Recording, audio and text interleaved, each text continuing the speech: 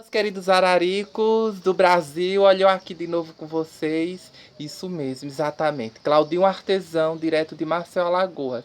Sempre com dicas importantes, trazendo uma planta diferente, algo novo para que vocês ou aprendam ou adicionem aí no cultivo de vocês, principalmente para os novos iniciantes ou para as pessoas que já têm um certo tempo de cultivo, mas que sempre tem alguma dúvida, né? Olha só que eu estou trazendo para vocês exatamente. Vamos falar hoje sobre Cattleya forbese. É uma planta muito desejada por muitos orquidófilos e por muita gente, viu? Até quem não é orquidófilo. Porque ela é uma planta muito bonita. Só que tem a forbese de porte pequeno, a de porte médio, a de porte grande, enfim. Essa, ela é genuinamente brasileira, viu? Só que tem outras regiões. Tem fora do Brasil também. Foi descoberta por um inglês há muito tempo. Bom, gente, ela é brasileira, ela é linda, ela é muito perfumada. Ela é uma planta que não é muito grande. Às vezes, você acaba vendo a flor, ela é um pouquinho maior a flor, mas não chega a ser tão grande. Porque você vê muito imagens na internet em que a planta ela é bem focada e dá a impressão de que a planta é grande. Ou em algum pôster do Facebook, enfim. Mas elas não são grandes, não.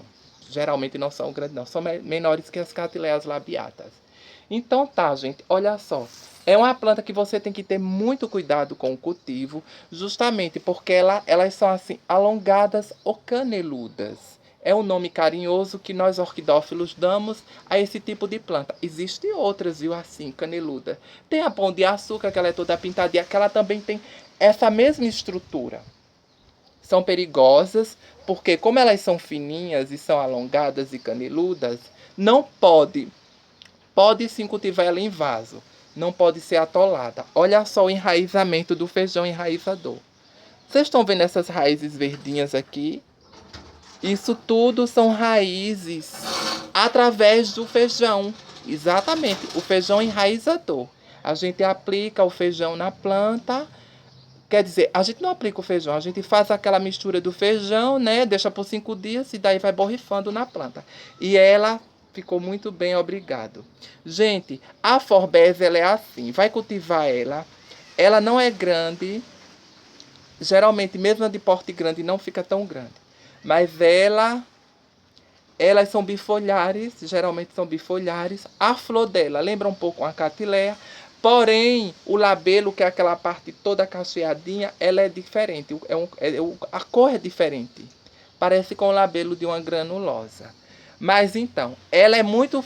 Ela tem uma facilidade muito grande em adquirir fungos, pragas.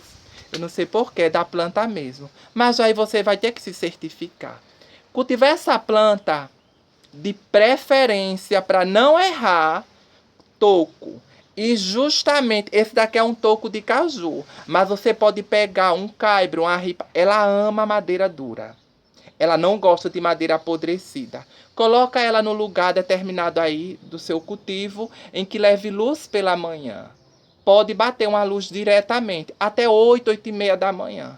Não vamos exagerar com o sol, viu? Porque acaba desidratando a planta e tirando a beleza do vegetal, queimando o vegetal.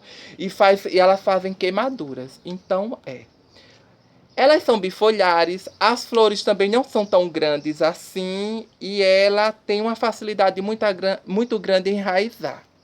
Ó, muitas raízes, graças a Deus, a minha se desenvolveu muito bem. Foi um corte que eu ganhei de São Paulo, do Rio de Janeiro, não, de São Paulo. Mas assim, ela é maravilhosa, perfume. Eu tenho essa e tenho outra também, de uma ararica de São Paulo, que me presenteou pelo agradecimento, né, das dicas de cultivo, tá salvando as plantas dela, porque a gente simplifica e a gente mostra. Eu mostro o meu cultivo, explico direitinho qual o melhor lugar para se ter, porque a gente faz tudo de forma caseira. Eu sempre afirmei em dizer caseiro assim, porque o meu cultivo é parecido com o seu cultivo, né, gente? É diferente dos cultivos dos profissionais. Ele tem uma infraestrutura totalmente voltada para a orquídea. A gente não, a gente cultiva dentro do nosso cultivo, na nossa varandinha, na nossa garagem, em apartamento, num espaço pequeno que seja. Mas a gente tenta prezar sempre pelo bem da planta. Então gente, olha, vai dar o banho na planta, dá o banho pela manhã, de preferência, porque como ela tem esses bulbinhos os pseudobulbos dela, que são essas canelinhas, são finos. Aí tem que ter muito cuidado com a podridão. Geralmente, as pessoas, por excesso de regas, acabam que ela apodrece e ela parte isso daqui. E se quebra, aí perde a planta. Ela não tolera. Estão vendo como é que ela está amarrada? Amarrada no tronco, no toco seco e vive pendurada aqui na minha varanda, recebendo calor. Ela ama muito a iluminação, ama muito a ventilação. Por isso que as plantas se desenvolvem muito bem. É isso, não tem segredo. Vai cultivar a orquídea, cultiva ela da melhor forma possível. Não atola a raiz da planta para dentro, lá no fundo do vaso. Quer acertar no cultivo? Gente, para acertar no cultivo, geralmente todas as orquídeas, elas amam tronco. Uma ou outras espécies que são terrestres ou são rupícolas, mas também que acabam se adaptando muito bem. Você nunca erra cultivando orquídea em tronco, em tronco, enfim. Não tem segredo, gente. Pois é, fica aqui com a dica, viu?